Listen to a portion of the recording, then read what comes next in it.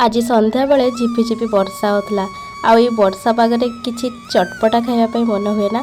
आज जो रेसिपीटा मुझे बनवा जाऊँगी कौन मुझे बनई पारि तो प्रथमे मु सोयाबीन को गरम पानी 5 मिनट भिजे रखी तापर से कॉर्नफ्लावर आ गोटे चामच बेसन और राग पाई लंका गुंड गोटे चामच धनिया पाउडर आउ हल्का टिके गोलमरीच चिकेन मसला आ स्वाद अनुसार लुण दे ताकू आमे मैरिनेट करनबा।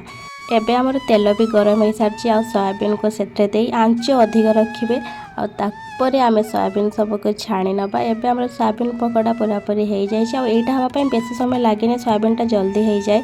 एबे से ही कड़ाई आमे दबा पियाज काटिकी जो अदा रसुण को चुन चुन कर रखी ताकू दबा आ गोटे ये कंचा लंका लेची आ गोटे बड़ साइज बिलाती नहीं कहीं मो पाखे कैप्सिकम ना तो से मुझे बिलाती यूज कर आपण मैंने थोड़े एमती ट्राए करूँ देखिए बहुत ही भल लगे।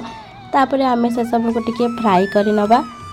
एबे आम से दबा गोटे चामच सोया सॉस टमाटो सॉस आउ चिली सॉस दे ताकू भल भाव आउ टिके फ्राई कर नबा। जो सोयाबीन को छाणी के रखिले ताकू दे टिके भल भाव गलई नबा सब मसला सांगे। शेष में आम दबा टिके गरम मसला यार टेस्टा टिके भल लगे गरम मसला देले तापरे धनिया पत्र दे ताकू भल भाव गार्निशिंग करनबा। देखंतु तार लुकटा केते सुंदर आछि। एबे टेस्ट करी देखबा केमती हेछि केमती गाइछि टेस्ट बहुत बढ़िया हेछि। एमती नुआ नुआ रेसिपी देखा पाई मो चैनल को सब्सक्राइब करंतु। जय जगन्नाथ।